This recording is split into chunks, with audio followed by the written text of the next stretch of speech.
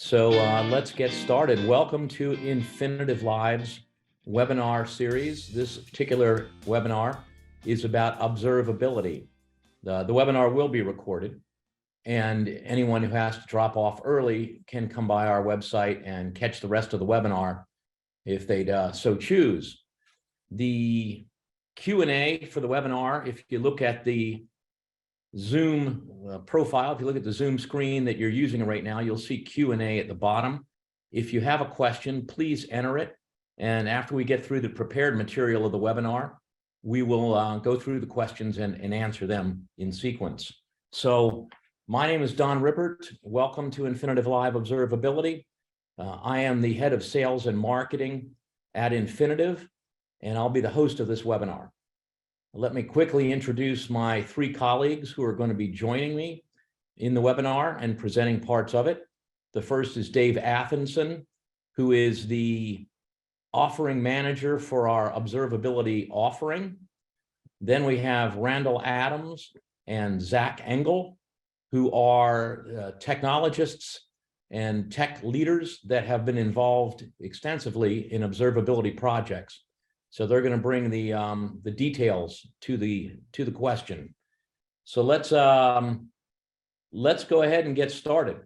Observability is a hot topic these days.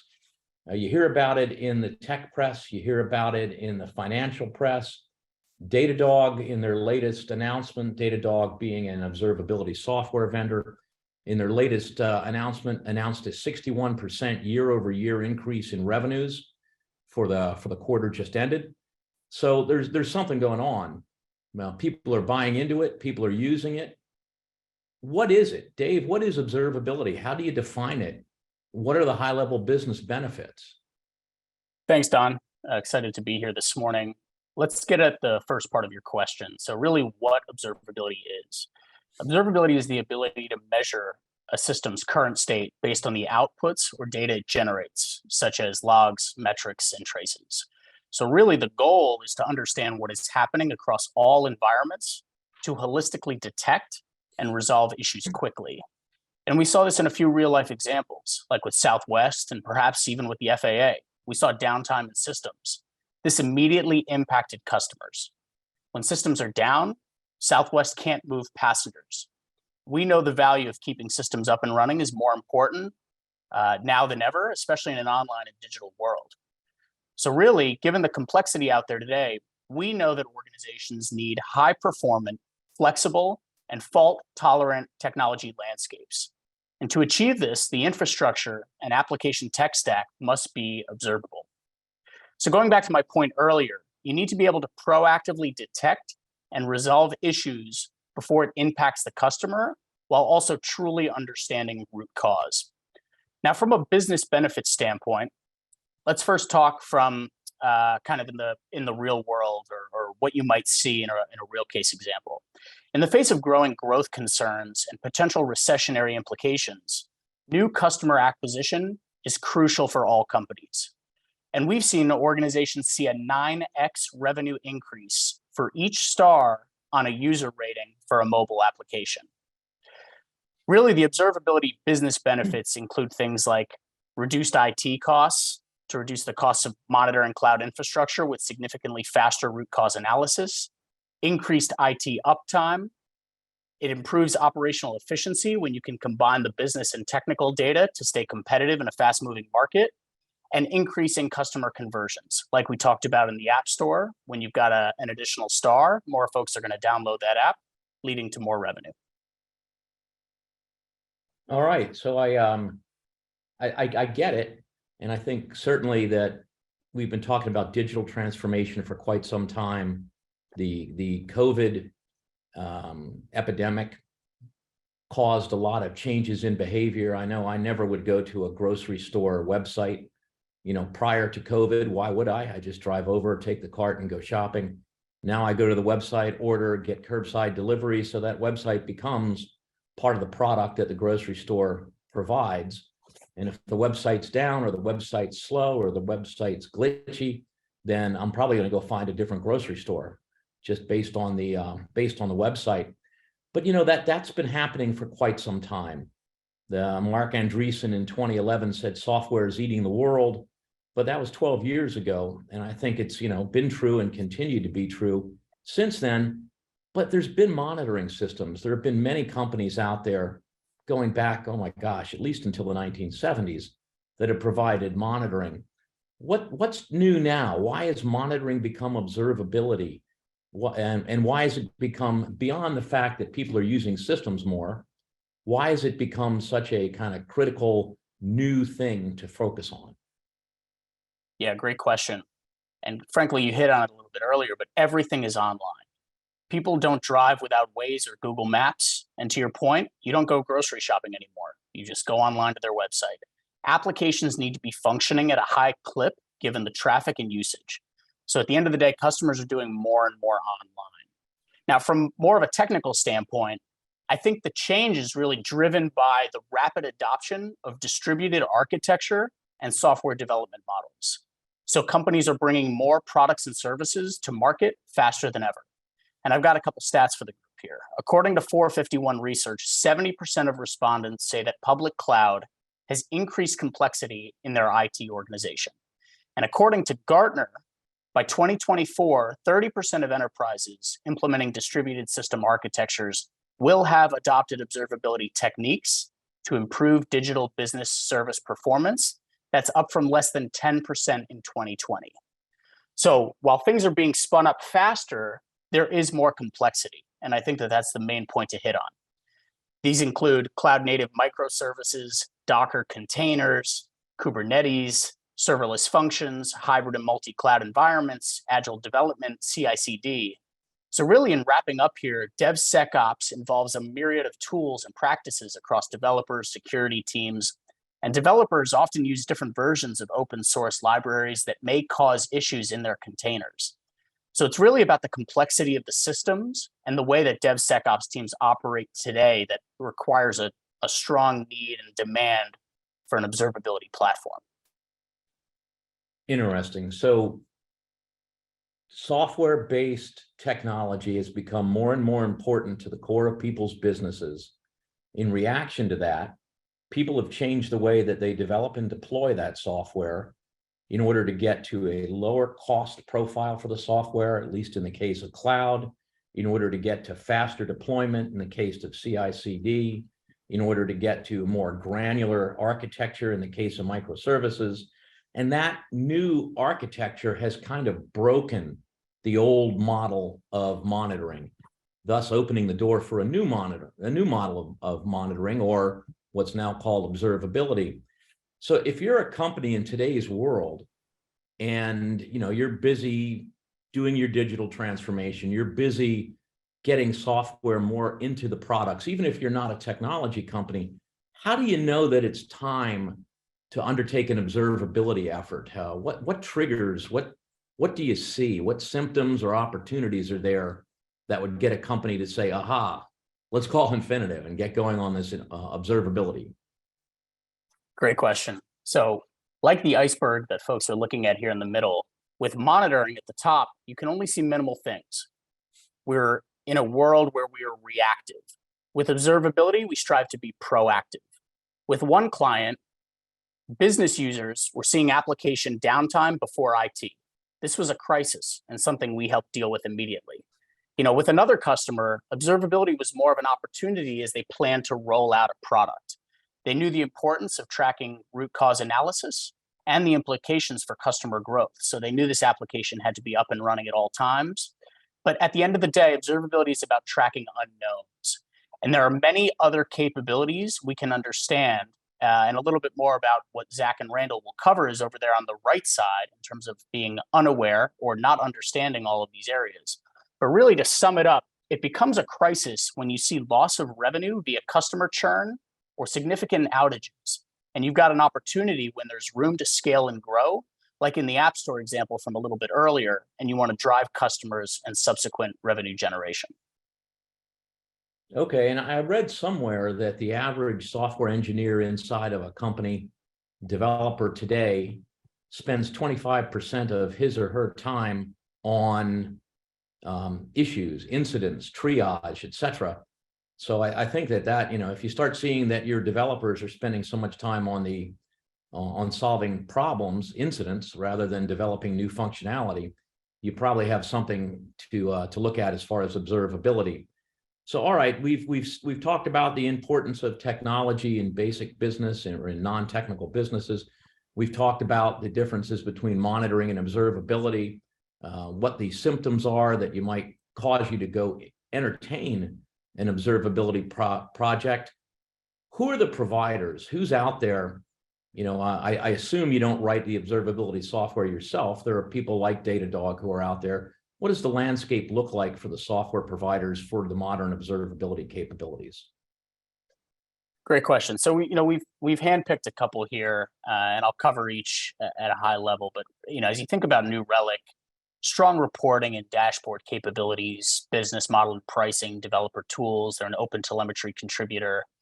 Moving down, Dynatrace, again, strong reporting and dashboard capabilities, predictive analysis and intelligent data push, strong code level analytics and AI capabilities, actionable answers with AI, advanced observability with context. AWS is also in the space. Like other CSPs, they provide a slew of services like CloudWatch, X-Ray, but they're more AWS specific. And with some of our clients, we see multi-cloud environments requiring a holistic tool, like a Datadog. But also AppDynamics is in play here with strong application performance tracking, monitoring workflows in the application, and provision of real-time data analytics on workflows. But you'll see Datadog there in the middle. And really in the leadership quadrant, Datadog stands out at the top. It was recognized as an observability leader in Gartner's 2022 Magic Quadrant. Its strengths include depth of functionality, so 29 plus capabilities and growing, as well as breadth of service integration, so 500 plus out-of-the-box integrations, along with continuous innovation and an open telemetry contributor as a standard way to instrument, generate, collect, and export telemetry data, including metrics, logs, and traces.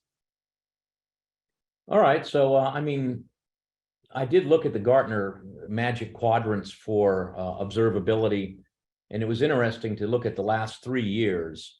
And a lot of the leaders are still leaders, but the company that's really moved up and to the right, which is the place where you want to be in those Gartner quadrants, has been Datadog. So let's talk about Datadog. Let's get into the project and the technology and the technicalities right now. Let's say we've picked Datadog. We recognize that software is more important. We realize that our old monitoring approach isn't going to work for the new architecture. We've surveyed the providers. We've chosen Datadog. Now, what do we do? What does a project look like to get Datadog installed, implemented, up and running, and generating the ROI we expect? Well, as a practitioner, my work begins with the needs of the customer. So I'll start with a question. So Zach, in your experience, if you were to summarize our customer engagements and you had to limit yourself to just 3 types of customers, what would those 3 customers look like? Yeah, I would say that in general, we see 3 types of clients. First, they have a specific business use case. For example, they're looking to consolidate monitoring tools or look into cloud migration. Here, we take a top-down approach on looking at the holistic business case, identifying what is needed and boiling it down to the IT environment.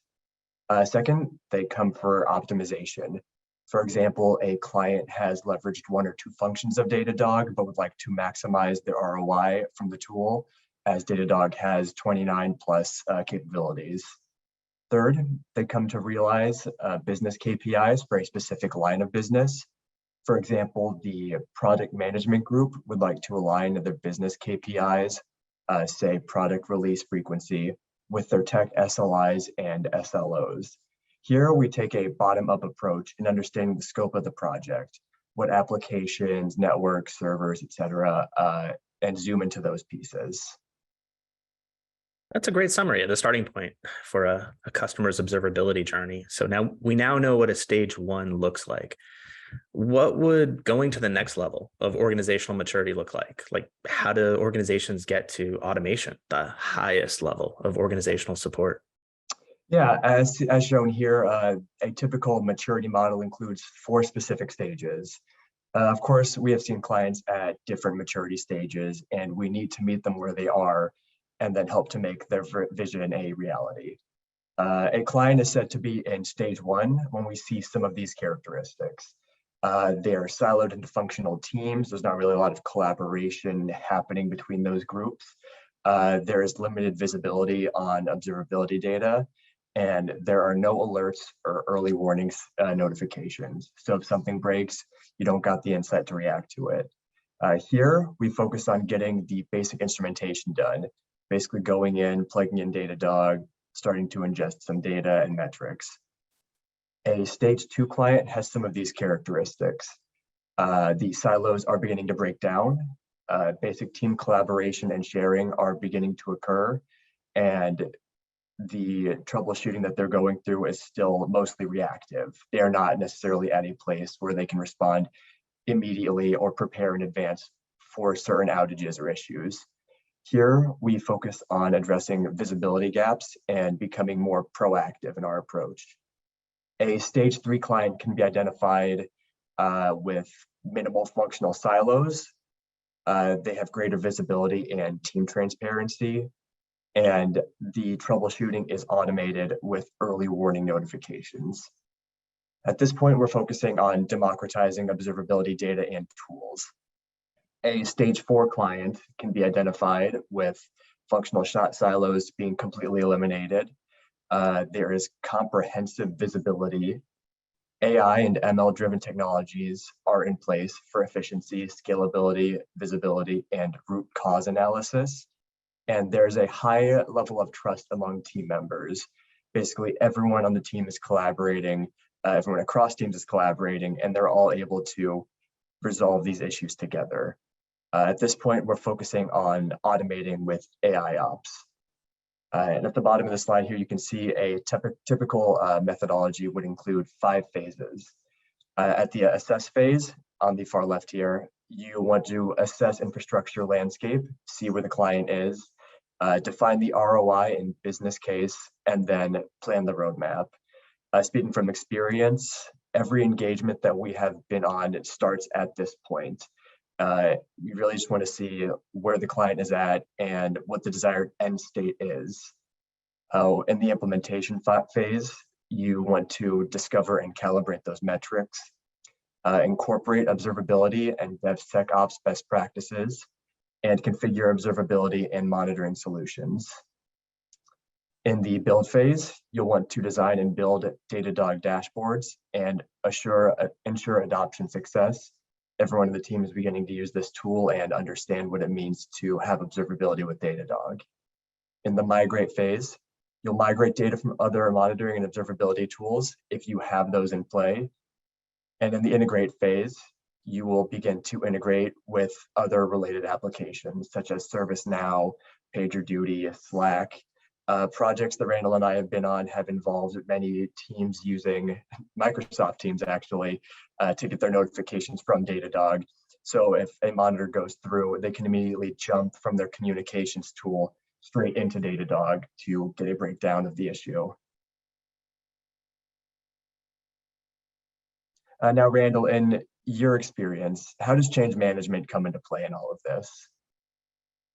Well, change management is critical for both new and legacy systems.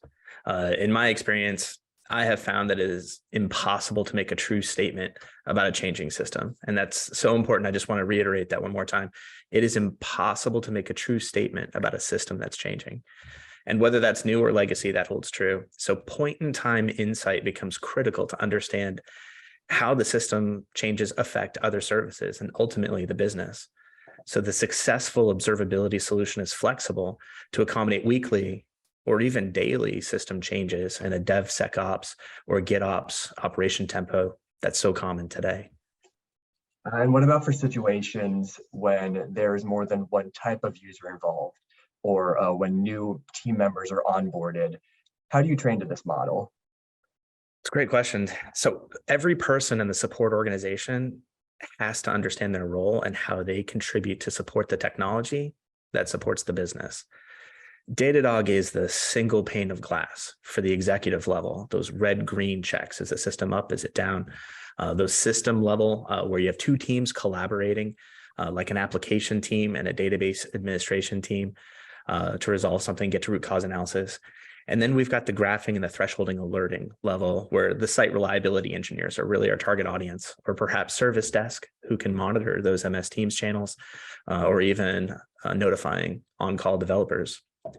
So based on our experience, the right approach is to ensure Datadog implementation is really just not seen as a pure technology implementation, but a holistic business outcome focused ROI-driven project that includes change management, as we need to establish the right culture for sustainability, where every person in the support organization really understands their role, understands the business meanings that matter for those critical systems, whether they're new to the organization or a critical team member. Quite literally, we provide the same page that critical engineers are on to advise and support executive management in restoring business functionality. Interesting. So it seems like, back in the old days, you would have your application, your monolithic application sitting on a VM inside your own data center with equipment that you chose and had used for a long time. The monitoring and even the workflow of what to do with incidents had grown up over a period of time.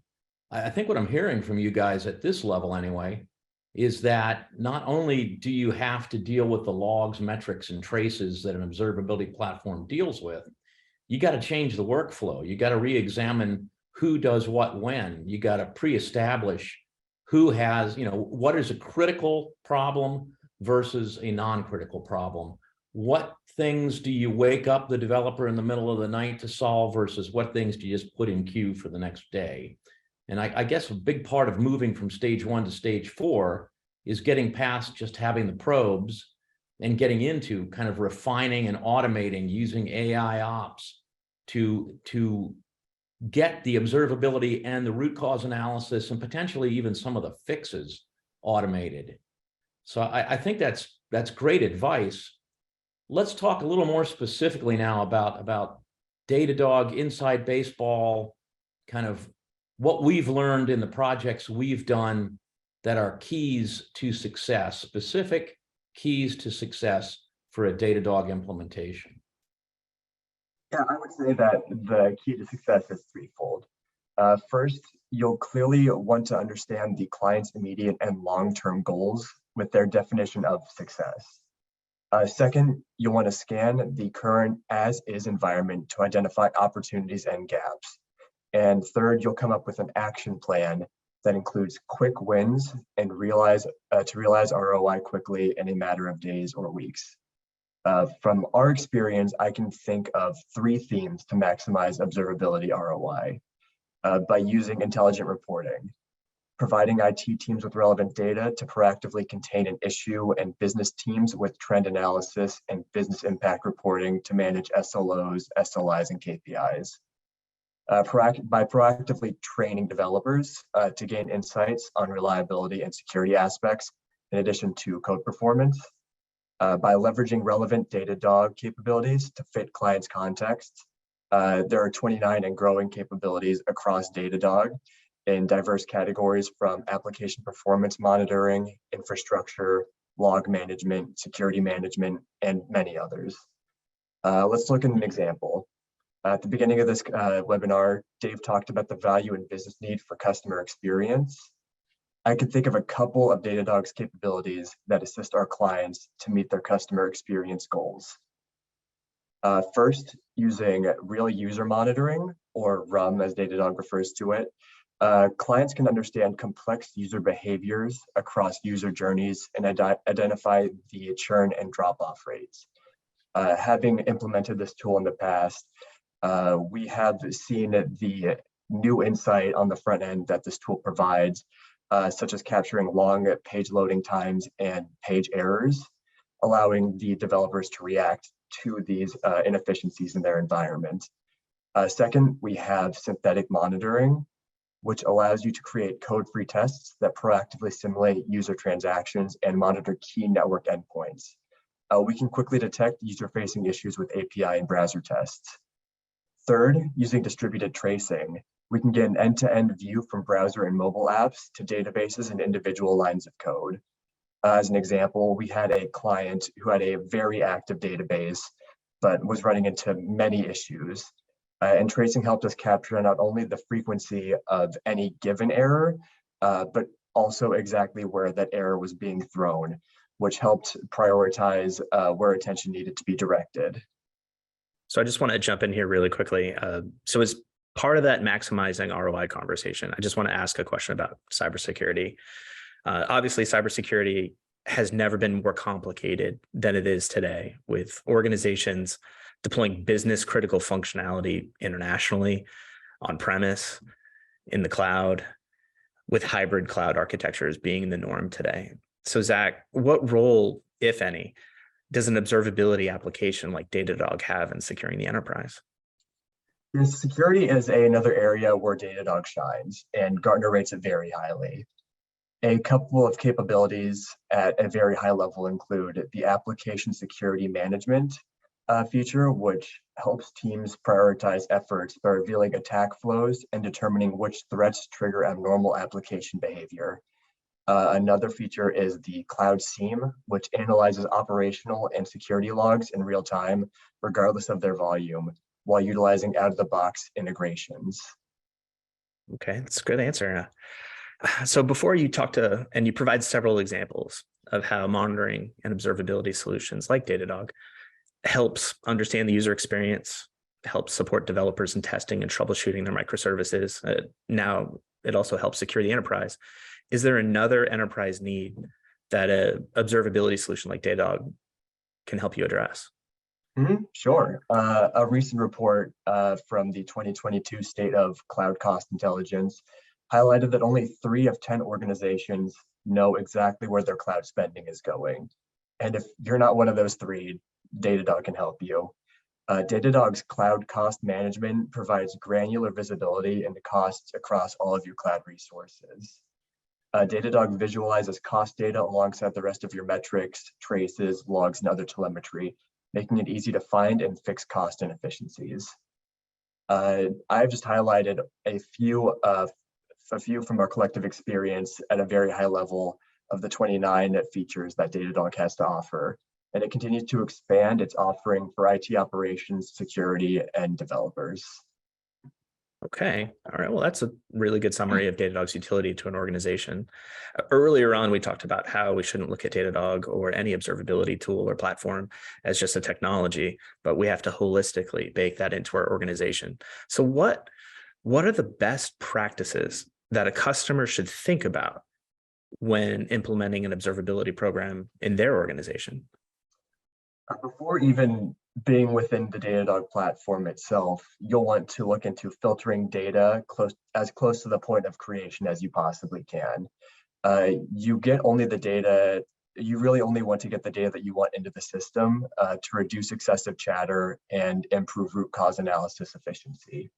But be careful, because filtering out what seems unimportant to the operations team could be very important when aggregated with other data sources. So before filtering anything out, you really need to focus on what matters to me, what is going to help me maximize my ROI with this tool. We had an engagement where no data had been filtered out prior to ingestion, making analysis much more difficult as millions of records were flowing in every day from a variety of sources. And actually filtering out these superfluous logs would not only minimize clutter, but also cost as you begin to ingest less data. And another point, more tags with naming standards and integrations enabled are also very important. Once your data is being ingested and your infrastructure is configured, this item should be high priority. Datadog's unified service tagging system, which consists of service, environment, and version tags, are really the basis for connecting Datadog telemetry, which allow you to go from logs to metrics to traces all in one click.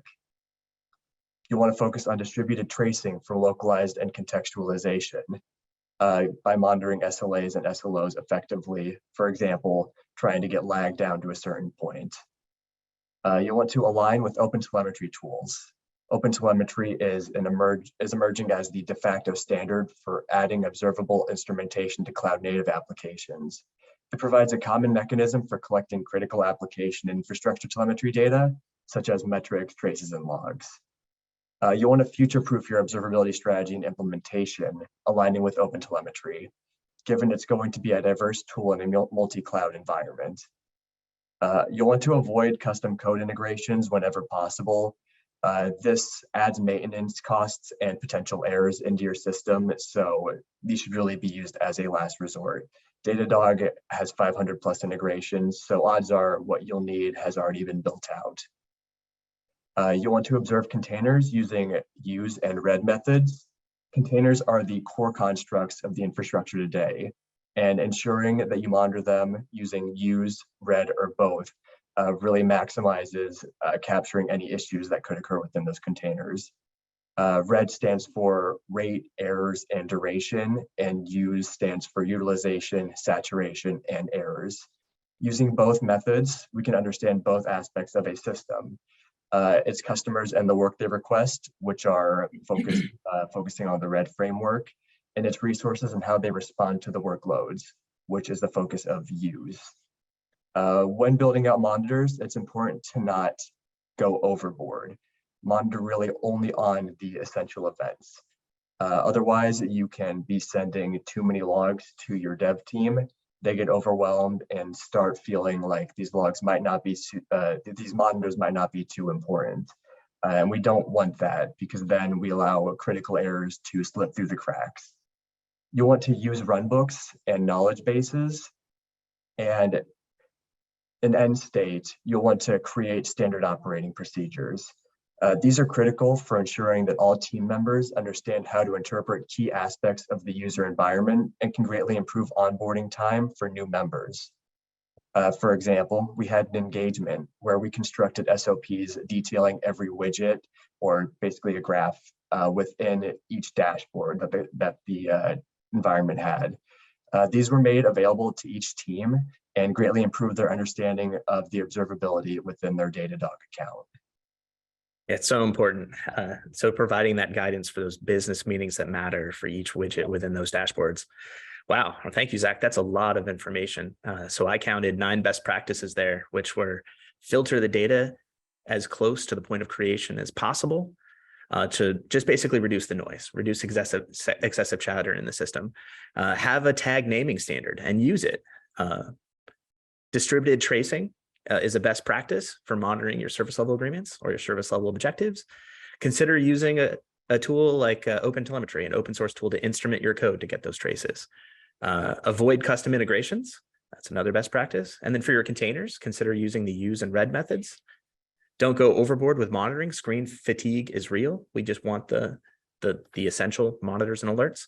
Use runbooks and knowledge bases, and create standard operating procedures so that every team member can be a productive team member on day one. So from a hands-on practitioner's perspective, that's a very good summary of how to tailor a general purpose observability platform to the specific organization's needs to enable data-driven decision-making, so that the key subject matter expertise is pulled in as needed and just in time for peak efficiency.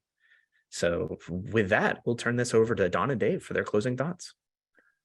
Yeah, let's, we did get a couple of questions from the audience, and I'd love to put those questions out to the panel.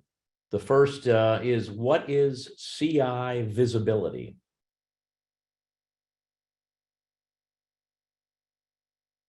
Yeah, so CI visibility provides deep insight into the health and performance of your CI environment.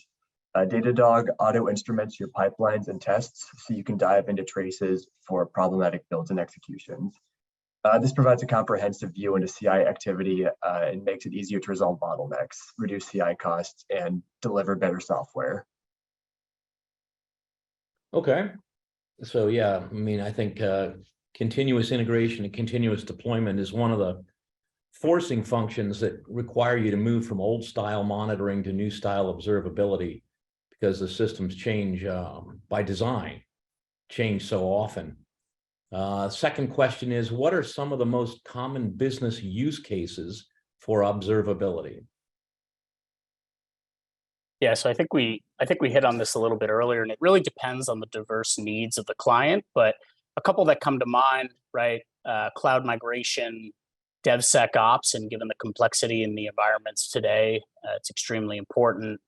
Also, hybrid cloud monitoring is out there, as well as sort of real-time business intelligence as to what the systems are going through today and how we can get at any breakdown that might happen in the future. So that's just a couple that come to mind. I'm sure there's others, and it really depends on the client's needs. Wouldn't another business use case be that quite a few companies now are stitching together third-party software as a service capabilities that are in different environments, running in different places? I know certainly here at Infinitive, we have a number of packages that we use and rely on every day. As you begin to get business transactions that are an amalgam of multiple SaaS providers, isn't the old school monitoring, doesn't the old school monitoring come under pressure? It's somebody else's software. I need to see what's going on. It's not my monolithic application anymore. You know, I'm doing sales with a variety of different things.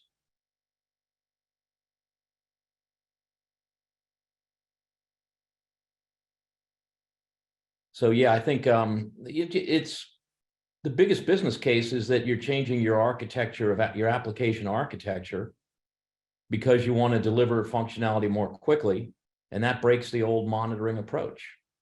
And therefore you need a new approach, and the new approach is called observability. Datadog is one of the key ones. Okay, we have one more question. Is Infinitive ready for strategic partnerships to develop business opportunities in the United States and West Africa for clients that may require your solutions and consultants in a teaming relationship for delivery? I think I'll handle this one. Yes, we are. We have not done any work in West Africa. We have done work in the United States and other countries, but one of the strategic partnerships we have is with Datadog. So we're certainly ready to do strategic partnerships with software companies. I get the impression that this question is more about, would we team with another company that has feet on the ground in West Africa in order to be able to deliver a good Datadog implementation there? If that's the question, you know, the answer is also yes. And we team right now with companies, with services companies in Latin America and in India to do that kind of work. So while we don't have any experience in West Africa, we have experience internationally and teaming with companies that augment the skills we have with people, feet on the ground people, Mexico being one example where we do this today. Okay, those are the questions we have. It's 40 minutes past. Anybody, we have several other things that are available. One, if you want to call us and talk, ask more questions. If questions come up, please send those questions to Dave Athenson. You'll see his email there, david.athenson@infinitive.com, or call him. You'll see his phone number. We also have an extensive white paper, more detailed than we were able to go in during this webinar, on what it is that constitutes observability, the different phases of observability, how to measure where you are on the crawl, walk, run part of observability. If you'd like that, it's available on our website, or you can send Dave an email and he will ship that white paper to you. We're very happy that you guys could join us today for the webinar. Hopefully it's been informative and interesting. And my thanks to our panel, Dave, Randall, and Zach. Really appreciate the work you guys put in. And unless there are other questions, we will close it off right now. Thank you very much. Goodbye and happy Groundhog Day.